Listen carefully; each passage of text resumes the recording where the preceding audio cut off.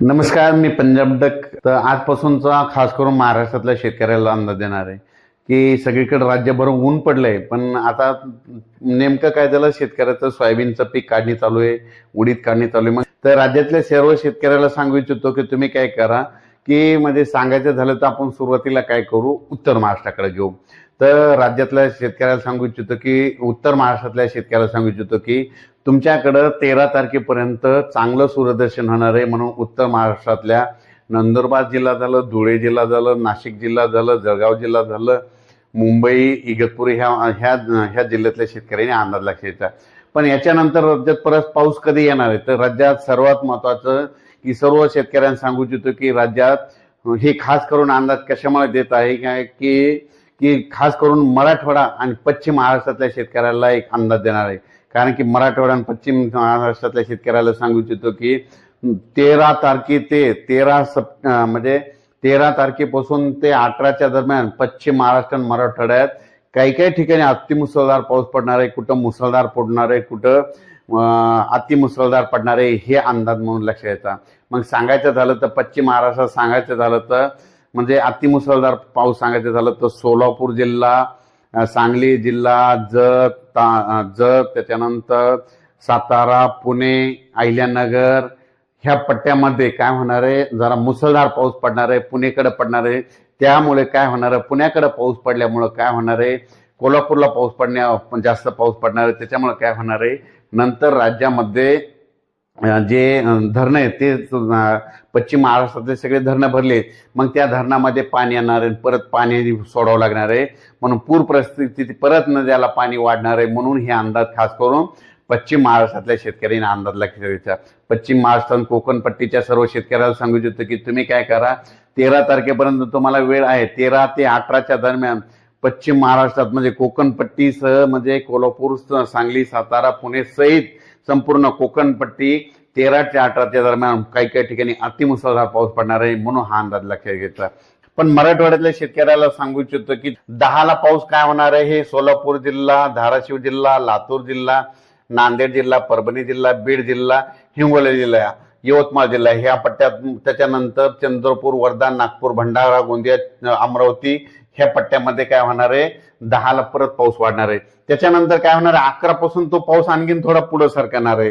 त्याच्यानंतर 12च्या नंतर परत काय होणार आहे की 12 नंतर परत सोलापूर जिल्हा, धाराशिव जिल्हा, लातूर जिल्ह्याच्या मध्ये हे तेलंगणा कर्नाटक बॉर्डरच्या ह्या साईडच्या जिल्ह्यामध्ये सगळीकडे 12च्या नंतर आणखी. आणि मात्र 13ला मात्र ते पावसाचा आणखीन जोर वाढणार आहे.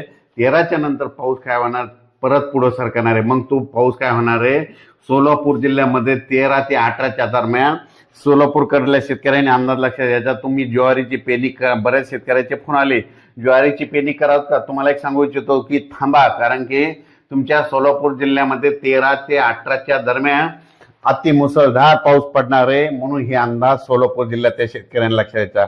लातूर जिल्ह्यातल्या शेतकऱ्याला सांगू इच्छितो की 13 ते 18च्या दरम्यान ज्वारीची पेरणीची घाई करू नका, कारण की 13 ते 18च्या दरम्यान अतिमुसळधार पडणार पाऊस लातूर जिल्ह्यामध्ये काही ठिकाणी पडणार आहे. म्हणून हा अंदाज लातूरकरांनी लक्षात घ्यायचा. नांदेडकरांनी लगेच लक्षात घ्यायचं की नांदेडकरचं 11 तारखेपासूनच जोराचा पाऊस सुरू होणार आहे. म्हणून 10ला खरं तर 10 तारखेपासूनच नांदेडला आज देखील 9ला देखील पाऊस सुरू होणार आहे. म्हणून नांदेडच्या शेतकऱ्यांनी हा अंदाज लक्षात घ्यायचा. त्याच्यानंतर यवतमाळ जिल्ह्यातल्या शेतकऱ्यांनी आजच यवतमाळ जिल्ह्यामध्ये बऱ्याच ठिकाणी मध्यरात्री 2-3च्या दरम्यान बऱ्याच ठिकाणी यवतमाळकडे देखील पाऊस येणार आहे. म्हणून हे अंदाज लक्षात घ्यायचा.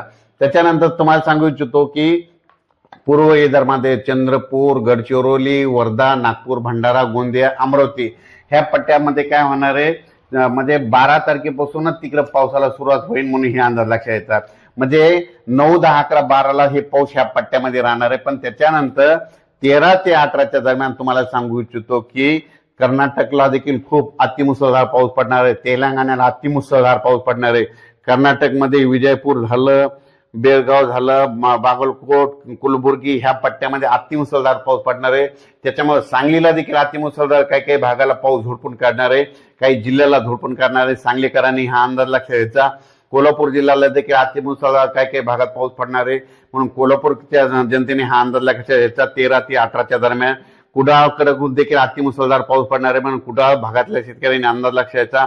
सातारा पुणेकडे खूप पाऊस पडणार आहे, म्हणजे सातारा पुणेच्या शेतकऱ्यांनी 13 ते 18च्या दरम्यान 13 ते सप्टेंबर ते 18 सप्टेंबरचा अंदाज लक्षात घ्यायचा. त्याच्यानंतर सगळ्यात वंचित जिल्हा म्हणजे आतापर्यंत पावसाळ्यामध्ये कमी पावसाचा जिल्हा म्हणून ओळखला जाणारा अहिल्यानगर. ह्या जिल्ह्यातल्या अहिल्यानगरच्या सर्व शेतकऱ्याला आनंदाची बातमी सांगतो. आतापर्यंत अहिल्यानगरमध्ये पाऊस पडलेला नाही. तर अहिल्यानगरमध्ये 13 तारखेपासून ते 18च्या दरम्यान ज्या नदीला पाणी नाही आलं, ज्या वाड्याला पाणी नाही व्हायलं, त्या वाड्याला 13 सप्टेंबर ते 18 सप्टेंबरच्या दरम्यान त्या 5 दिवसामध्ये पाणी वाहणार आहे, म्हणून अहिल्यानगरच्या शेतकऱ्यांनी अंदाज घ्यायचा. संभाजीनगर देखील, संभाजीनगरमध्ये जर कोणते जिल्हे तालुके गाव वंचित राहिले असं तिथं देखील 13 ते 18 खूप पाऊस पडणार आहे. जालना जिल्ह्यात देखील 13 ते 18च्या दरम्यान जोराचा पाऊस पडणार आहे. त्याच्यानंतर जळगाव जिल्ह्यामध्ये देखील 14 ते 18च्या दरम्यान जळगावकडे पाऊस पडणार आहे, म्हणून हा अंदाज लक्षात घ्यायचा. त्याच्यानंतर नंदुरबार, धुळे, नाशिक 14 सप्टेंबर ते 18 सप्टेंबरच्या 19 सप्टेंबर पर्यंत ह्या उत्तर महाराष्ट्राकडे जोराचा पाऊस पडणार आहे, म्हणून हा अंदाज लक्षात घ्यायचा. त्याच्यानंतर इगतपुरी, नाशिक, कल्याण, मुंबई, पालघर, मुंबईच्या जनतेने सतर्क करायचं, कारण की मुंबईकडे देखील 14 सप्टेंबर ते 18 सप्टेंबर, तर मुंबईच्या जनतेने देखील 14 ते 18च्या दरम्यान पाऊस येणार आहे. मुंबईकडे काही काही ठिकाणी अतिमुसळधार पाऊस पडणार आहे, कुठं रिमझिम पडणार आहे, म्हणून हा अंदाज लक्षात. मुंबई, जुन्नर म्हणजे पुणे जुन्नर भाग हे सगळीकडं, त्याच्यानंतर संगमनेर, ह्या सगळ्या पट्ट्यामध्ये सांगायचं झालं तर पाऊस म्हणजे सगळीकडे 14 ते 18 दरम्यानचा पाऊस पडणार आहे, म्हणून खास करून हा सगळ्यांनी लक्षात घ्यायचा. त्याच्यानंतर हे पाऊस काय होणार आहे, कर्नाटककडे पडणार असल्यामुळे तिकडे देखील पाऊस पडणार आहे, इकडे देखील राहणार आहे, म्हणून राज्यात चांगला पाऊस राहणार आहे, म्हणून हा अंदाज सर्व शेतकऱ्यांना लक्षात घ्यायचा. त्याच्यानंतर विदर्भामध्ये सांगायचं झालं तर बुलढाणा जिल्हा, अमरावती जिल्हा, जळगाव जिल्हा, वाशिम जिल्हा, हिंगोली जिल्हा, जालना जिल्हा, संभाजीनगर, हे जळगाव जिल्हा, हे संपूर्ण मध्ये सगळीकडे 14 ते 18च्या दरम्यान सगळीकडे मग राज्यात पाऊस सुरू होणार आहे. पण सुरुवात काय होणार आहे, म्हणजे आज 9 तारखेला फक्त सुरुवात होणार आहे इकडं नांदेड, इकडल्या भागामध्ये नांदेड, उमेरखेड, इकडं नायगाव त्या परिसरामध्ये नांदेड जिल्ह्यामध्ये सुरुवात आज थोडी 9ला होणार आहे. 10ला पाऊस थोडा पुढे सरकणार आहे, 11ला पुढे सरकणार आहे, 12ला देखील 5-6 जिल्ह्यातच जाणार आहे, मात्र 13ला आणखीन तो पुढे सरकणार नाही. मात्र 14 ते 18चा मात्र राज्यात सगळीकडे वेगवेगळ्या भागात जोराचा पाऊस पडणार आहे, म्हणून हा अंदाज लक्षात घ्यायचा.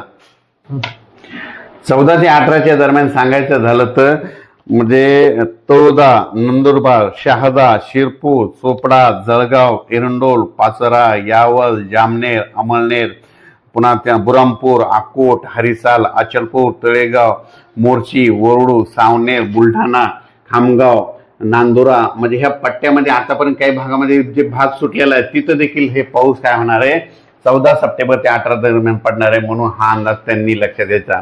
म्हणजे सांगायचं झालं तर राज्यात चांगला पाऊस पडणार आहे.